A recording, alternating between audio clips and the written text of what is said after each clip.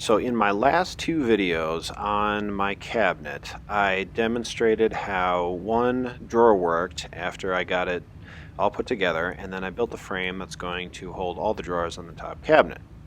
So although getting to this point here with 7 drawers assembled and put into the frame was a whole lot of work, there's not really a whole lot new that you didn't see in those previous two videos. But there is a bit. I thought I'd hit a few points that I skipped on the drawer building. First of all, on the anchoring from the post to the drawers themselves. That's accomplished with these pieces of all thread that I'm going to glue into some holes that I tapped on each of the post sections. And I'm going to use this piece of wood and some pressure on each of those pieces of all thread with nuts to make sure that everything's squared up and the same. And then I'm going to finish that post, do as much pre-finishing as I can on this one.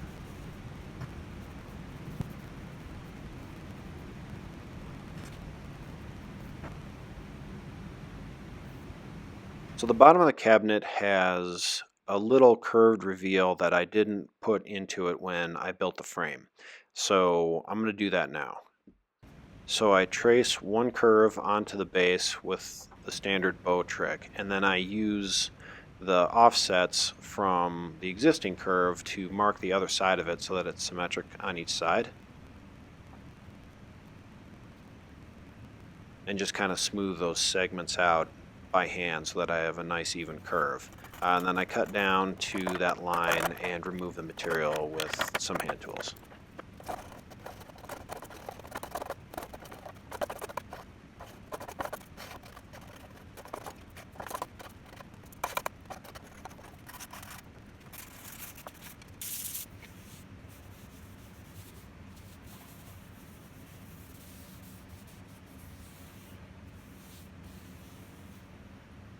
Next I'm going to make some blocks that support the drawers when they're back against the frame, and I'm putting just a little chamfer on the top of these blocks so that they meet each other smoothly.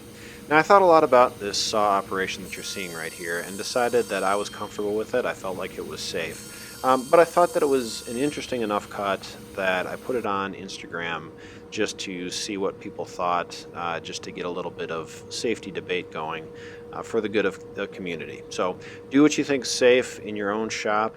Don't necessarily assume that anything I do is safe for me or for you, and be safe out there. But for what it's worth, I was comfortable making this cut. And next I drill some holes to mount the blocks to both the frame and the drawers, and then also some holes for some small magnets just to give the drawers just a little bit of registration once they're closed.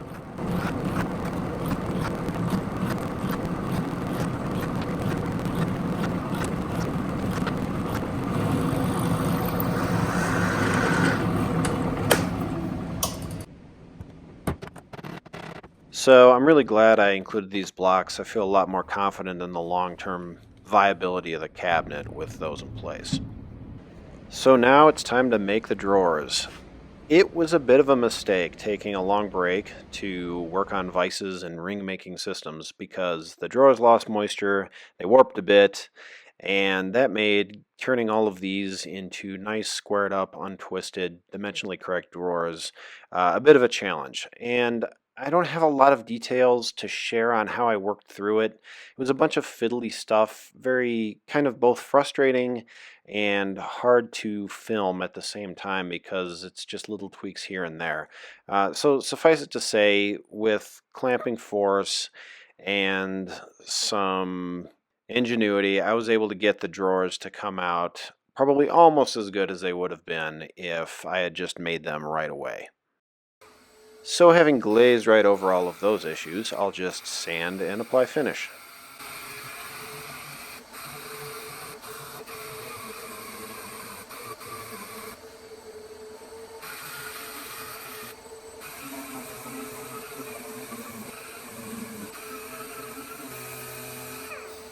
And now it's time to assemble the drawers. So one thing that I did find when I put these all together for the first time was that some of the light and dark lines didn't quite match up. And this is another symptom of the issues I had with the movement of the drawers.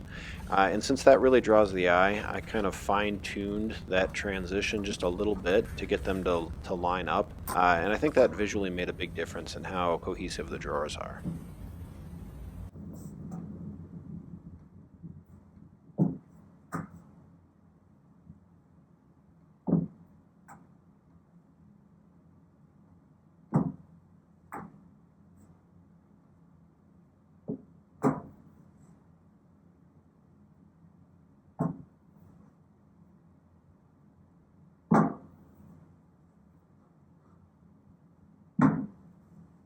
I'm wrapping up this portion of the build, but before I talk about the cabinet, you might be wondering what this is all about. I use a phone to record my videos, and I've always used this wireless external mic when I want to actually talk to you. And even though it was $600 or even more than $600, it doesn't work very well, and I've been frustrated with the sound.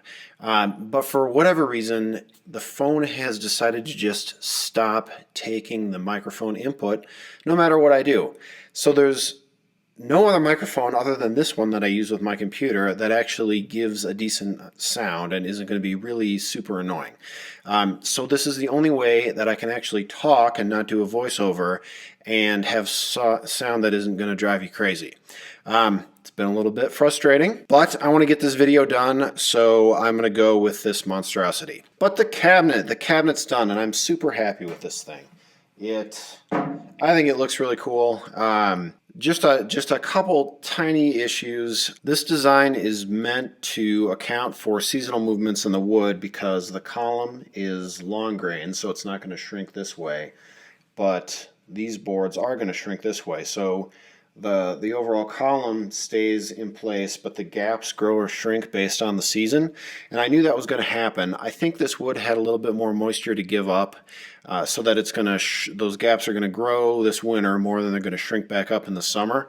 I could have waited for a year for the wood to really acclimate in the shop. There's no scenario where I'm ever going to be patient enough to do something like that. A more clever way to deal with it would have been to maybe leave an extra 1/16 of an inch on each of the fronts and sides. That if I didn't get quite as much shrinking as I thought I was going to, I could just kind of plane that down and work with the extra material. Now it's gone, so really nothing I can do. I don't think it looks too bad. It's only minimally more gap between the drawers than I thought I was going to have, and in all honesty, it's probably good insurance against sticking and issues in the future. So I'm pretty happy with it. There is one transition. Let's see. This one right here, that's just a little smaller than the others. I might take that drawer off and kind of sand the bottom and maybe the top of this one just to widen that up a little bit more so it looks like they match. Or maybe I won't. We'll see how much it bugs me as time goes. But this is really coming around. You can see the curves starting to take shape. As I get to the top of the cabinet, this curve is going to close back up, not quite as much as on the bottom, but it does close back up. So it kind of has a sweep and grows a little bit towards the top. And this top section is going to be a cabinet because obviously even this drawer is pushing it for being able to access it. I think that's going to be for me only and not my wife kind of thing, which is okay. So I think maybe just one more video of me building the cabinet and then this thing will be finished. Hope you've enjoyed. Thanks for bearing with me on the funky setup here. Catch you next time. Now I just need to clean my shop. That's better.